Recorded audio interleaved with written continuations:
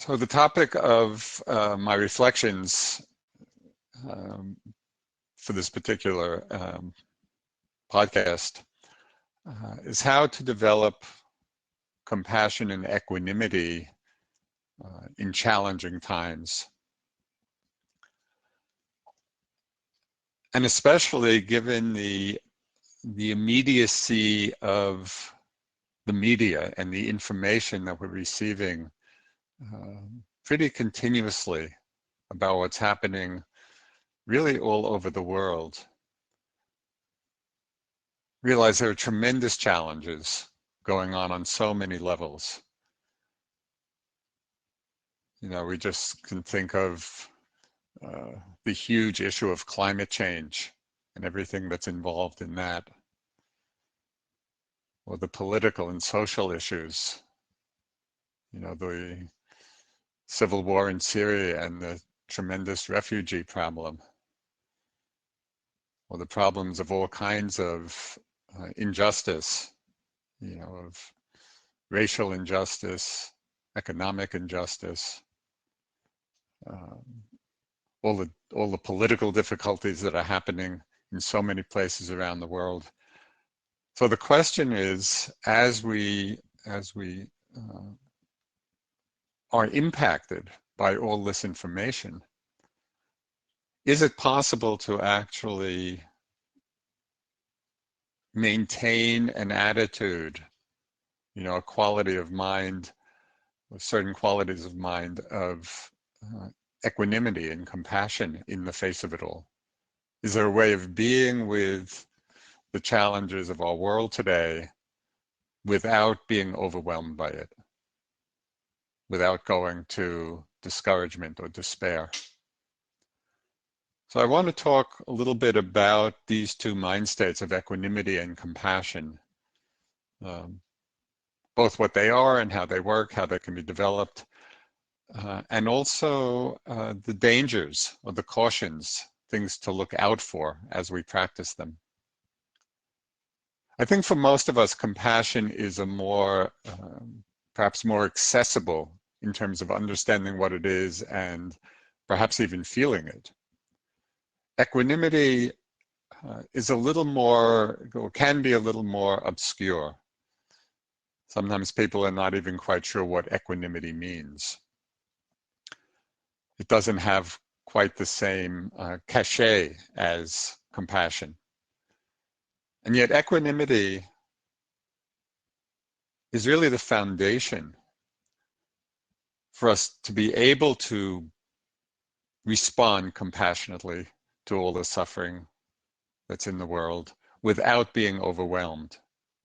Equanimity is a key ingredient for an active engagement with the world. So what is equanimity? What is that mind state? Perhaps one of the words that describes it most clearly is that of impartiality. It's the mind like space. It's the quality of spaciousness, which allows for everything, which sees everything without reactivity. So it's the mind that's open, that's even, that's balanced, that's receptive. It's very much like the mind of space. You know, space is not discriminating between one thing or another. Space includes or encompasses everything. So equanimity has this quality of non-reactivity, of openness, of impartiality. You know, where we see a situation in its totality, in its completeness, without what can often happen, without the usual rush to reaction, rush to judgment. We're giving ourselves the time to take in the situation or the person or the event in its totality, making the mind like space. But what's also important to remember is that in equanimity, there is also discernment. It's not that we're dropping into a kind of mental fog in which we're not seeing things clearly.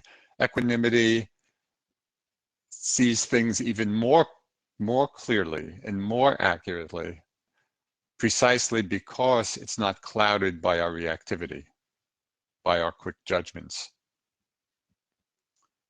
So discernment and really seeing things clearly in all their aspects is a key component of equanimity. The question then is, how can we develop it? How can we practice it in the world? We might think of this practice as applied meditation. How do we apply this as we're engaged in different situations in our lives, in the world? So I found there are two reflections which I found particularly helpful to remind me of the quality of equanimity and brings me back to that quality. And one reflection, it's very obvious, but it's something that we often forget. And that is that there are many things in the world and many things in our lives that are outside of our control. That they're happening because of a whole array of causes and conditions, some of which we may be able to influence, but many of which are beyond the scope of our influence. It's remembering something very fundamental, and that is that we are not actually at the center of the universe controlling things. Right? We are a very small part of this mysterious whole. And there are certain things within our domain of influence where we can affect outcomes. And there are many situations that are beyond our control. And it's helpful to remember this, to realize this. So I'll just give you a simple example, but it can be applied in many situations. So this will be very familiar to you, to many of you. So I was at the airport a few weeks ago, going to travel, and get to the airport, plenty of time, and then there's a notice, plane is delayed 1 hour. So I'm thinking, well, an hour is not too bad. An hour goes by, and then another notice comes on, oh, delayed another hour. And then another and another. And it was very interesting just to watch the reactions of everybody, who was going on that flight. And I overheard people were, worried about making connections, about meeting, different obligations of where they were going. And there was a wide range of reaction. And some people were getting very upset, and angry and impatient, and others were not. But in this situation, it was so clearly that it was outside the control of any of us. It really had to do with weather conditions, and the weather wasn't allowing for the flights to take off. If we realize that in this situation and in many others, there's actually nothing we can do about it. It's just the causes and conditions of a particular situation. Then it's possible to remind ourselves, yes, this is what's happening. I'm not able to control it or effect some change. Can I relax? Can I settle back into there is a body, settle back into the feeling of our breath? So understanding that in many situations things are outside of our control and acknowledging that, it's a doorway, or it's a doorway back to equanimity. And it actually allows the mind and the heart to relax, to be more at ease. Another reflection which I've also found helpful with regard to the many challenging situations, that we face either in our personal lives or in the world, is to take a broader historical perspective. One of the things I enjoy doing a lot is reading history, and it really changes or enlarges the perspective on what's happening right now. So a story which I've mentioned in Dharma talks, in recent years, some time ago, this was maybe 4 or 5 years ago, I read a book about Genghis Khan, 13th century, 12th century, something like that. And it was quite an amazing biography, and it reveals kind of the extent of his influence and his domain. He ruled most of Asia and even some of Europe. And, for those years, he was probably the most powerful person on earth, and there's tremendous consequences of his rule, often a lot of destruction, but also some helpful things. But here's this person who was perhaps the most influential person on the earth at that time. And yet now, all these centuries later, I think it's rare that we give any thought to Genghis Khan. Until I read the book, I had not thought of him probably since I was in high school and studying about him. In the long scope, the long sweep of history, even things which seem so intense and so powerful and so influential at a particular time, in the long sweep of history, we get a very different perspective on it. And not only historical time, we could think of geological time, just the history of the planet Earth, and that in 4.5 billion years, the sun is going to explode and the Earth will be gone. And when we enlarge our minds, enlarge our perspectives, either historic time or geologic time or universe galactic time, it allows us to see what's going on right now and to engage, but with a little more balance. It helps us not get caught in unhelpful reactivity. So equanimity is this openness, the spaciousness, the discernment. I want to emphasize that discernment is a big part of it, where we see clearly what's happening. We see the many different sides of what's happening. We see clearly. But the danger here, and this is the caution that is so important to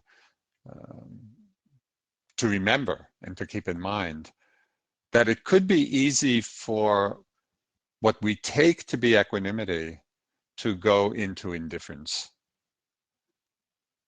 We might think, oh yes, in historical time, this doesn't really matter. And so instead of engaging with equanimity, with what's happening, and finding some effective response, we might find our minds withdrawing into indifference. And as many of you know, within the Buddhist framework, indifference is considered the near enemy of equanimity. That is, it's a state that looks like it in some way, but is actually quite different. And so it's important to pay attention and to discern the difference, because indifference is a withdrawal from experience. It's a pulling back. It's a disengagement. And equanimity is a spaciousness. It's an impartiality. It allows for a discernment which can actually help us see what the most effective action might be in the particular situation we're engaged with. So equanimity then becomes the foundation for engagement and for compassionate engagement.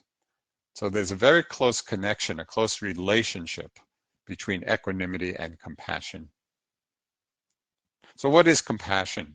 You know, we all have had that feeling probably many times in our lives. And it's the feeling that arises in the response to suffering, either our own or that of others, with the wish to help, the wish to alleviate. Can we do something about this suffering? And compassion arises when we're willing to come close to the suffering. You know, because when we come close, when we're willing to come close, to open to it, and again, it may be our own or may be that of others, when we're willing to come close to suffering, what happens is we begin to feel some empathy for the pain and the suffering that's going on. Rather than it be a simple intellectual acknowledgement, oh yes, you know, there's suffering here. When we can come close to the situation, to the person, to our own experience, when we can come close to the suffering, then the strong empathy arises because we feel it. We feel what it's like, and there's this strong, or there can be this strong desire, this strong urge to act in response to it. And compassion, or one of the clearest expressions for me of how compassion manifests, you know, in our lives. It was the title of a book written many years ago. I think it was written in the 70s by Ram Dass and Paul Gorman, about compassion. And the name of the book, the title of the book, is one that I really love because it encapsulates the move of compassion. And the title of the book was How Can I Help? How can I help? So this is a tremendously powerful question to bring to our experience when we're facing very real suffering that exists, again, either in ourselves or in the world. How can I help? Now the danger, just as in equanimity, there's the danger of it going to indifference. The danger in compassion, the caution, what we need to pay attention to, is whether in the face of suffering, instead of the feeling, how can I help, we become overwhelmed by the suffering and it leads to a feeling of sorrow. And this can happen very easily because often the situations are sorrowful and our immediate reaction may be that feeling. But if we're going to sorrow as a response, very often that leads to overwhelm. You know, it can lead to a feeling of powerlessness. And the subtlety of sorrow, even though it's a very natural response for many of us in situations of suffering, but a subtlety of that mind state, and this would be worth checking out for yourself, not necessarily believe what I'm saying, but as an investigation for yourself, to see that when the mind goes to sorrow and is overwhelmed, we might say excessive sorrow, overwhelming sorrow, we see that contained within that is aversion to the suffering. We don't like it. We hate what's going on. And in that aversion, this is what leads to the feeling of despair. That in the situation of suffering, there's nothing we can do. And so just as equanimity can lead to indifference and withdrawal, compassion, if it goes to sorrow or excessive sorrow, leads to overwhelm, leads to despair, and we don't do anything. Contrast this with the feeling engendered by the question, in situations of suffering, how can I help? How can I help in this situation? That question, when we come alive to that question, that is uplifting. Even in the face of suffering, it's actually ennobling. It's actually uplifting. Because we're engaging with the situation, we're engaging with the suffering in a positive way. We're really looking to see, is there something I can do? How can I help? And very often, simply by asking the question, uh, unexpected responses may arise. You know, we may think of things we can do that we hadn't anticipated, or help in some small way, or help in some big way, some big undertaking. But how can I help opens that doorway to compassionate response in a way that does not drown us in overwhelming sorrow, but rather in the uplifting feeling of compassionate response. Keeping in mind that there will be situations of suffering in the world that is beyond our capacity, that is beyond our control, where there is nothing we can actually do about that situation.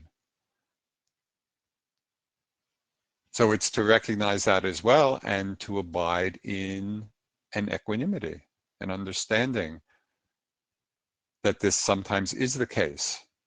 And we can be cultivating the beautiful states of mind of metta and compassion, but they can be held with the wisdom of equanimity, of realizing when there is something we can do, some way we can respond, and when there is nothing we can do, except keep our hearts open to the situation in front of us.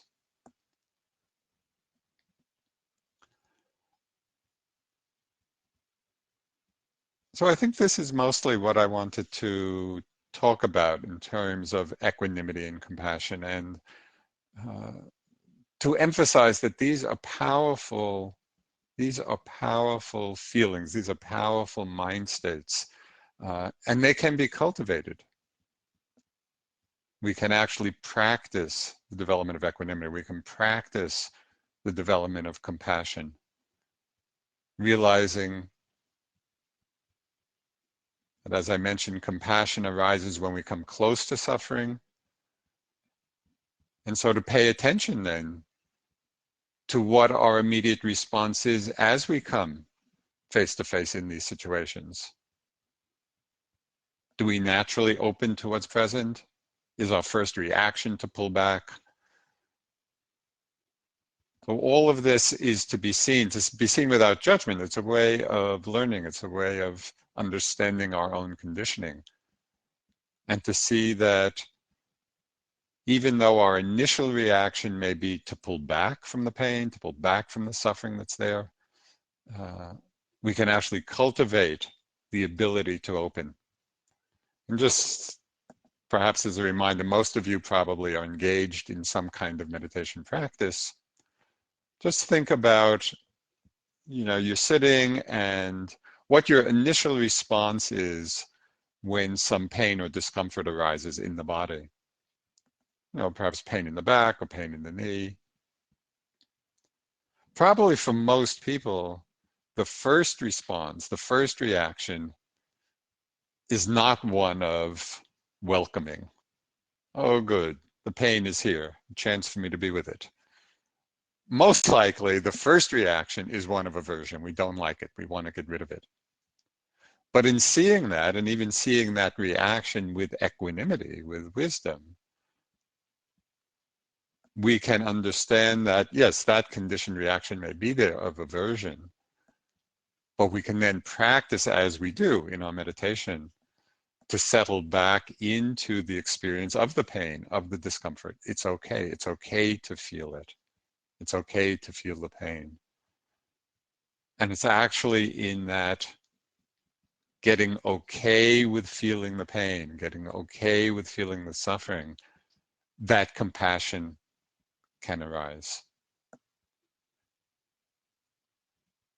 So to see and understand that compassion and equanimity are qualities within us, and to whatever extent they've been developed already, they can be strengthened.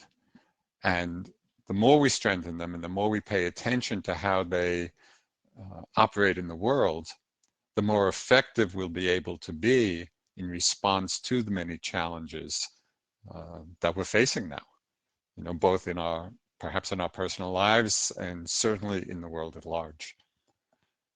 So again, this is the applied meditation. It's the use of our meditation understanding and ability and skill to be a force for good in the world. Well, thank you for your attention, and I think we can go to some questions now. I'll look on the screen and see what's there. So I'll read some of the questions. Joseph, can you suggest ways for newish meditators to find a teacher? I attend courses and short retreats, listen to podcasts, read as much as I can on the subject, but I'd really benefit from an ongoing dialogue exploration with a very experienced meditator. By the way, thank you so much for your books and your course on 10% Happier. That's how I got started. So it is helpful to have an ongoing relationship with a teacher. But different teachers work in different ways. So some teachers really teach mostly in the context of meditation retreats. There are others who do engage one-on-one, either in person or online. So what I would suggest is first, from the teachers of the courses where you've sat, and maybe you've had a connection with, just to ask them whether they would be willing to have some ongoing conversations with you about your practice. And some of them may be willing to do that, and perhaps others not. But that could be a place to start. Second, you might write to some of the larger meditation centers. So in the States, you might write to IMS or to Spirit Rock, or in Switzerland to Beatenberg or Gaia House in England. And there are probably many other centers I may not be aware of. And just to request of them, if there are any teachers that teach at those centers who are willing to take on students on a one-to-one basis. So they may give you some leads to follow up on. And lastly, since you mentioned the app, on the 10% Happier app, the coaches on the app are mostly experienced meditators. And so you should feel free to engage with them with any questions you might have. So this is what comes to mind with regard to finding a teacher. And there are also many online courses where there's quite an active dialogue between the people participating in the course and the teachers. So that could be another way of connecting with the teacher. Okay, so the next question.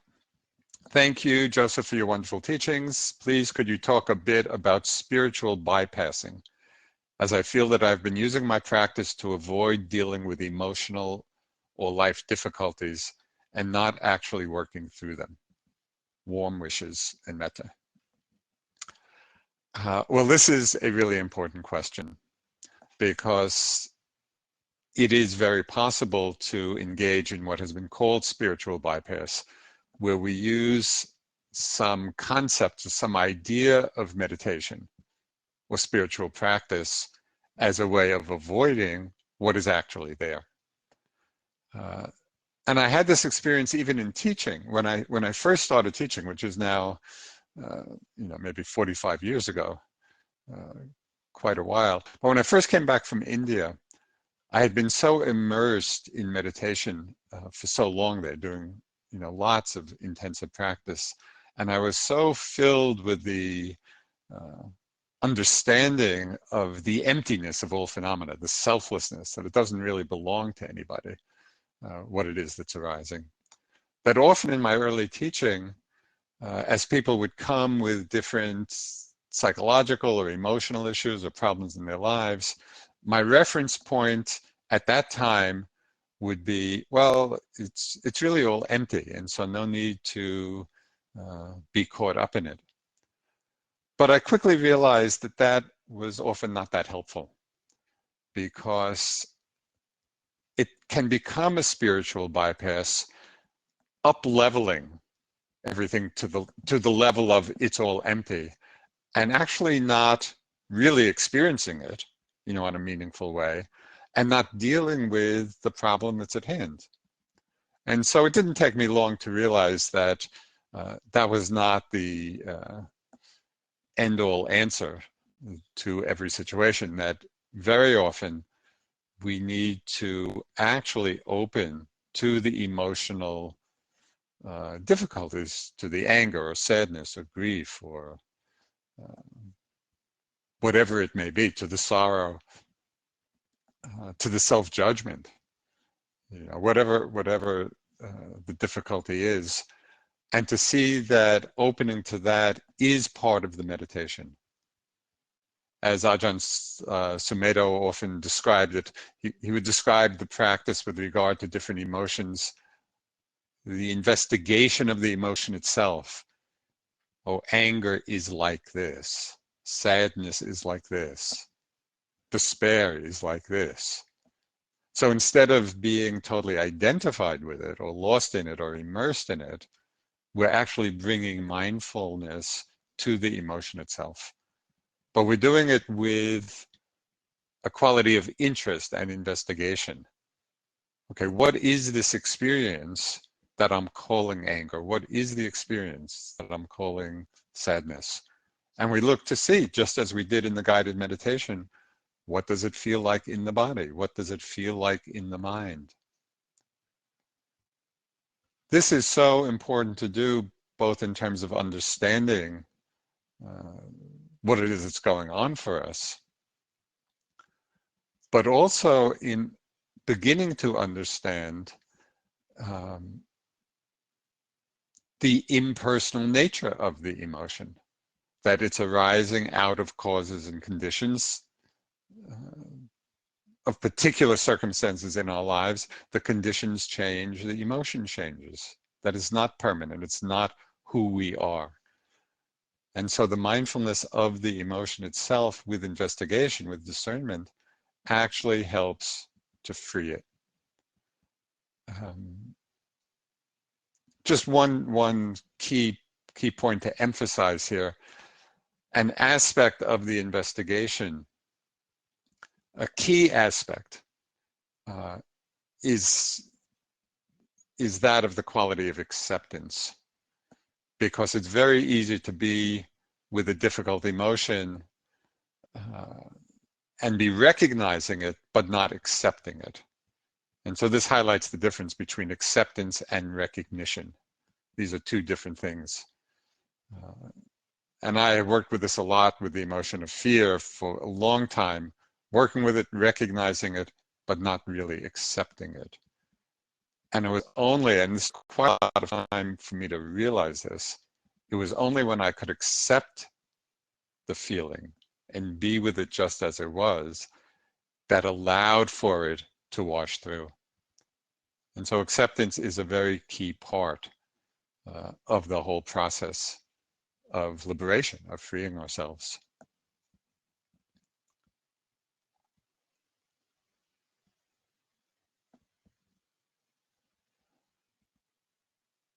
Okay, so the next question: there are many causes that are very stressful, that is related to jobs, financial, obstacles to accomplishing goals, etc.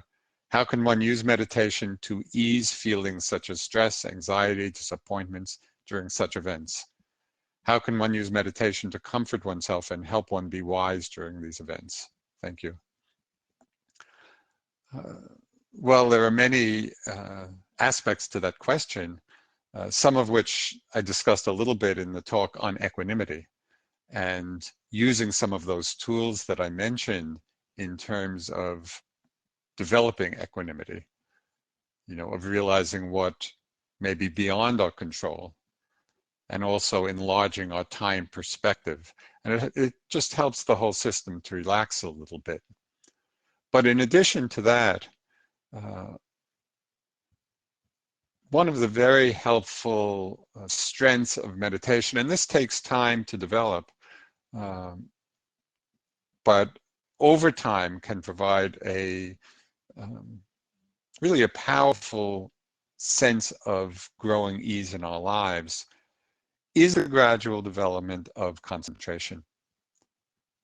And concentration means collectedness of mind, or non-distractedness of mind. And very often in response to difficult, challenging personal situations in our lives, the mind can go in a spin.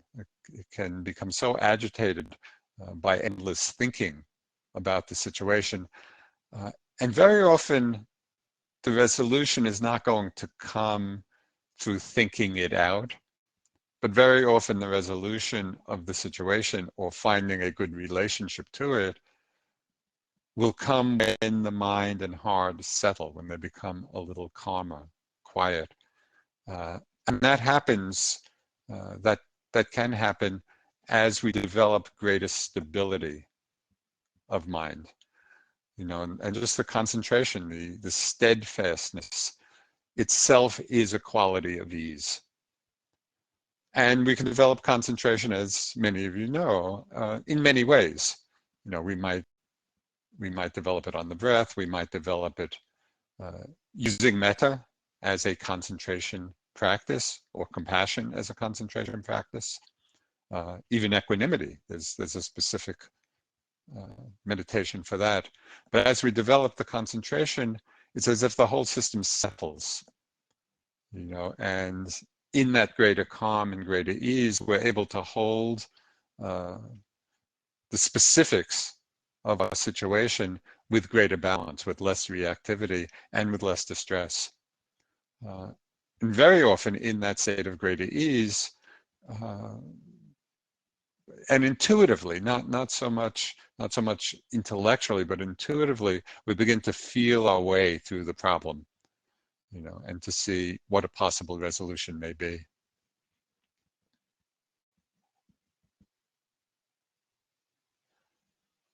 So the next question is, why can't sorrow and compassion sit alongside each other and spur on the need to help?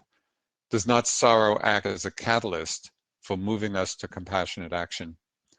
I think that's a very good remark, and I think sorrow can be the catalyst for compassion. And when I was talking about sorrow as leading to, sometimes leading to despair or overwhelm, I was talking mostly about what I might call overwhelming sorrow, where we're really drowning in it and being overwhelmed by it. And in some way, it's stopping us from doing anything. We're just in a downward spiral.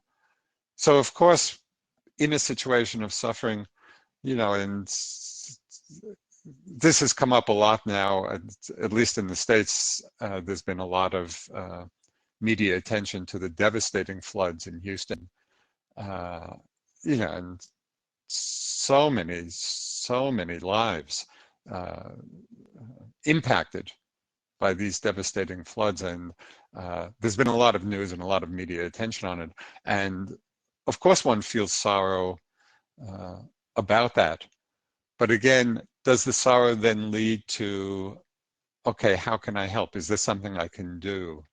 And as we move to that, then my experience is that the sorrow aspect actually diminishes, and it's more the quality of compassion, and the compassion is an uplifting feeling.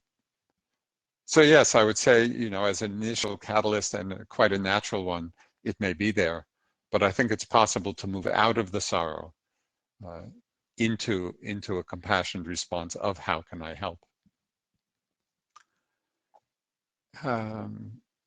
So the next question is, can you expand on discernment, please? Yes, so discernment, in the Buddha's teachings, the discernment is a key quality. And within the context of the teachings, the emphasis on discernment has to do with really understanding what is wholesome and what is unwholesome, what is skillful and what is unskillful. And we can practice this discernment as we look at our own minds. And the Buddha laid out the basic roots of wholesome and unwholesome.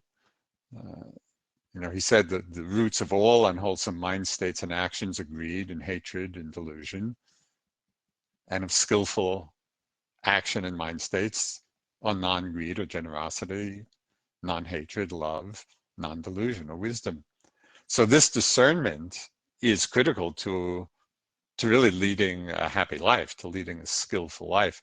We need to be able to distinguish what is skillful from what is unskillful. We can also enlarge that sense of discernment to situations where we just begin to see the whole picture. What are the causes?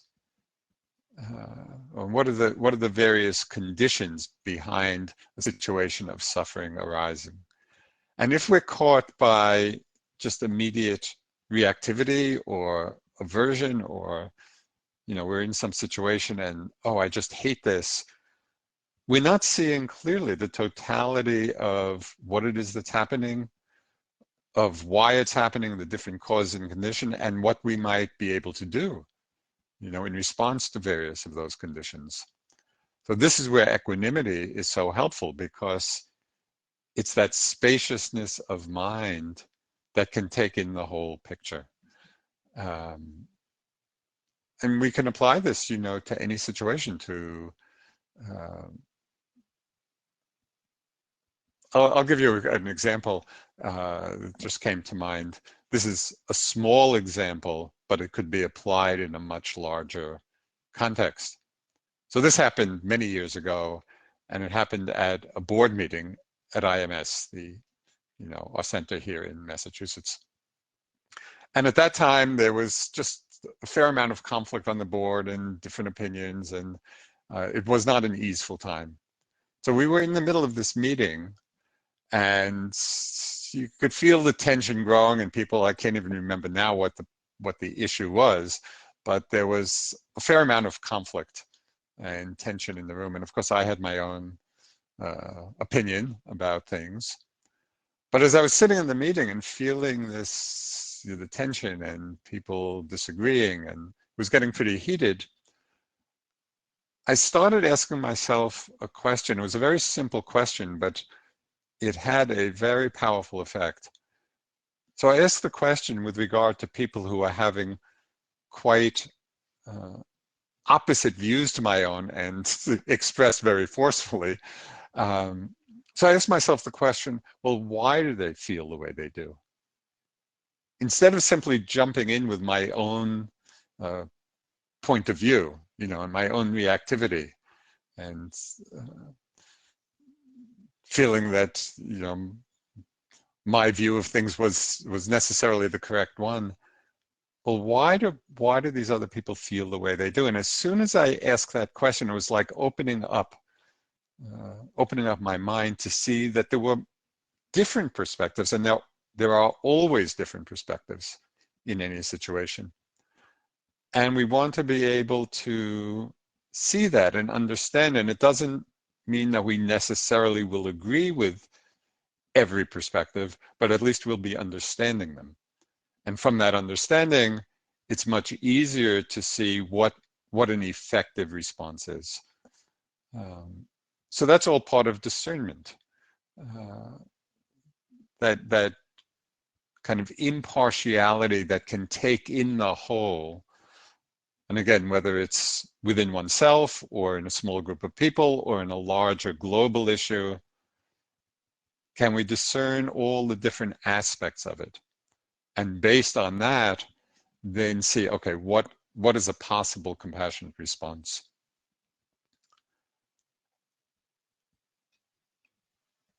Okay, going down the list. I find myself being drawn back into the news after 5 or 6 years. I'm able to keep and or come back to center more easily than ever before in my life. I also plan on going back to work in an area of new passion, neurofeedback, to help others. Do you have suggestions or metaphoric flags to keep an awareness of? Yes, that's a very useful question.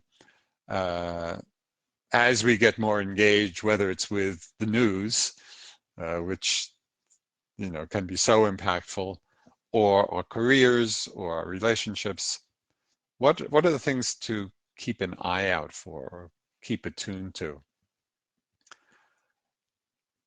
And I would say that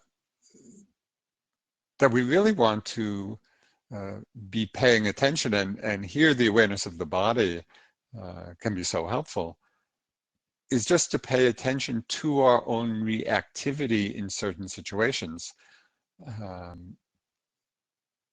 Not only reactivity, sometimes I use the phrase to watch during the day for those moments of selfing.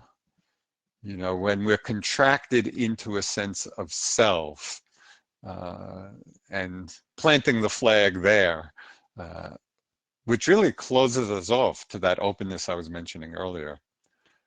And we can feel that. We can very often feel it in the course of a day. We're going through the day and things are flowing fairly easily. And then from time to time, it may be a conversation, it may be an interaction, it may be something that arises in work, but we may be going along, everything easeful, and then all of a sudden we feel a contraction. We can feel the tightening. We can feel the selfing. So it's very helpful to pay attention to that. Whether it's just that strong feeling of I coming to the fore, or a strong reaction of anger or aversion or irritation or annoyance, or greed, or wanting, to really be paying attention to those signals, so that when they're there, if it's possible just to stop even for a few moments, to settle back into the body, to take a few breaths, to see what's going on, and to see if it's possible to relax back into the situation with more ease, with more equanimity. But watching for the signals, and they're especially obvious in the body as they arise, can help shorten the time that we're lost in that reactivity. So instead of being caught up, in a whole big storm, we're seeing more quickly and more clearly both our own reaction, and then using whatever meditative skills we have to settle back, to open, to ease, to relax back into the moment.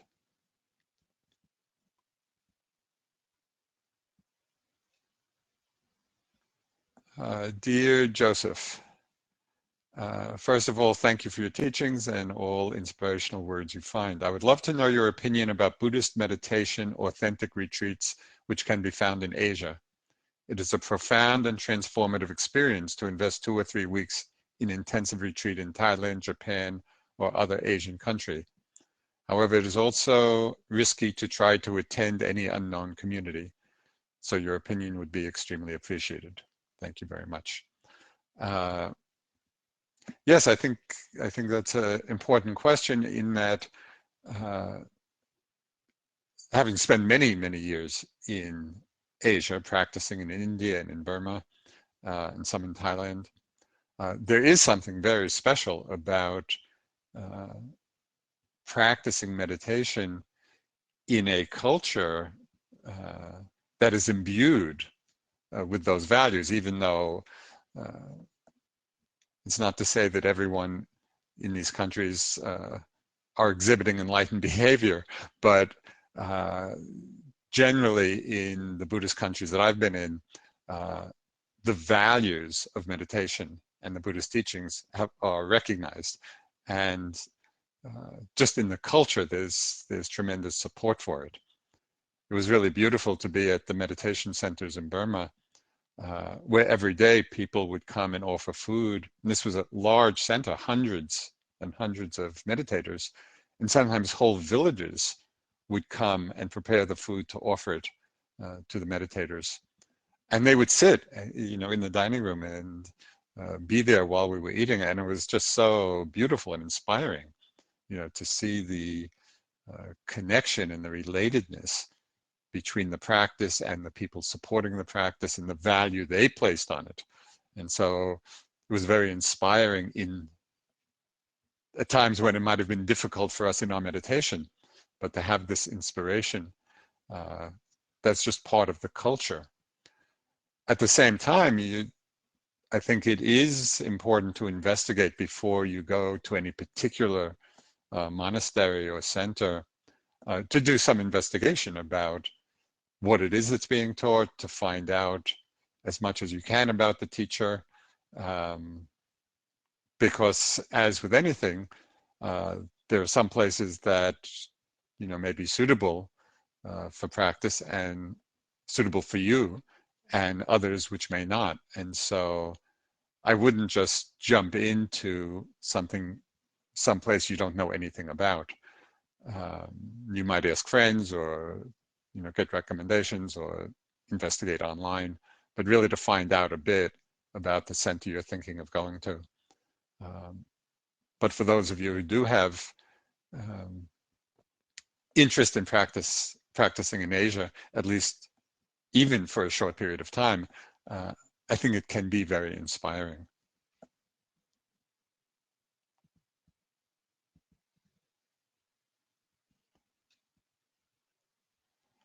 So the next question is, how can you help an adult child who is suffering when they are clear that your help is not helpful or wanted? Well, of course, this is a difficult situation, but this is precisely where we need equanimity, where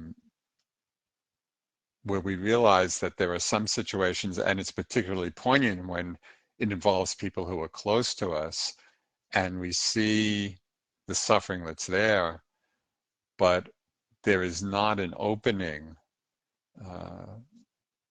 for us to do anything about it, at least at the present. And so really abiding in the understanding that, yes, the suffering is there, there is nothing I can do about it, and so we can feel the compassion and we can be sending metta. But it's wise discernment to realize when whatever help we might want to offer is not wanted, or the person is not open to it. What is interesting to see is just what might change as you become more accepting of the situation. And I had this arise when I first came back from India, and for a while I was living at home until I figured out what I was going to be doing. And my mother was quite interested in meditation, so there was a kind of openness there. But there were also, many, many personality traits that I realized, if she could let go of, she'd be a lot happier. So many of us have this attitude about parents or friends or children. But what I realized after a certain time is that some of these patterns were not likely to change. And so when I could become accepting of that, and really accepting of my mother, just in the totality of who she was, and there were many great qualities, and she was very supportive of all my time in India. But when I could become accepting of all the qualities, it changed the energy dynamic between us. And I hadn't realized that I had been approaching, our communications just with a slight edge of wanting. If only, not expressed in this way, but the energy was there. If only you could change this, you'd be so much happier. And of course, people don't respond well to that kind of energy. And as soon as I became more accepting of the totality of who she was, it was interesting to see how the whole dynamic changed. And then over time, there became more openness, and we actually had some interesting discussions about all of this. So it's just to say that developing, equanimity and your own acceptance of the situation, even as you're feeling compassion for the suffering, that in itself may, over time, really create possibilities of dialogue.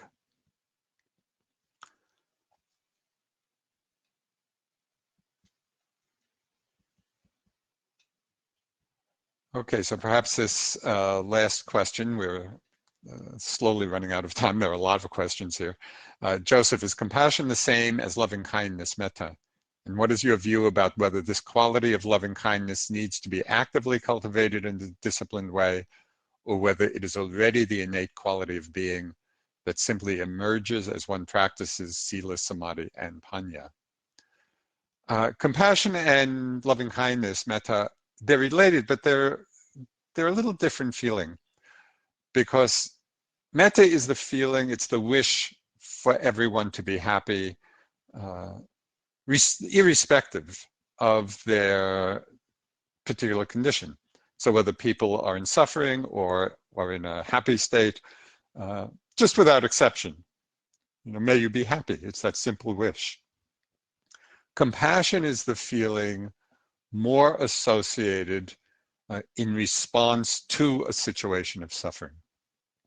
So in that way, compassion is the response to a more particular situation within ourselves or other people when there is real suffering going on. And again, it's that feeling of how can I help? So there's a very active component imbued in compassion. As Thich Nhat Hanh said, compassion is a verb, right? And so compassion is calling us to act in some way or to respond in some way when it's possible. And I think these qualities are potential in all of us. So it's not something that is inherently lacking in anybody. However, as with all other qualities of heart and mind, they all can be developed and they can be practiced, and the formal practice of metta, of loving kindness, or of compassion can really help strengthen these qualities within us and remind us to actually bring these qualities forth in our engagement in the world. If we've practiced metta and compassion in our meditation, then when we're in situations in the world and engage with other people, it's more likely that they will come to the fore, or will be reminded that this is a situation where compassion would be very helpful, or metta very helpful. So I think the formal practice is a tremendous support, and it helps develop the quality that's already within us, but they can be strengthened. So it is now 3:30. Of course, we could go on for a long time with all the questions, but I just wanted to say it's been a pleasure being with you all in this way. This is a bit of a new format for me, but I hope it's been helpful. And I would just like to reiterate what Martin said in the beginning, in the introduction. Worldwide insight, if you find it helpful and you find these teachings and podcasts helpful, they do depend on your support. And so it'd be wonderful if you feel so inspired to help support the really great work that they're doing. So thank you very much, everyone, and be happy.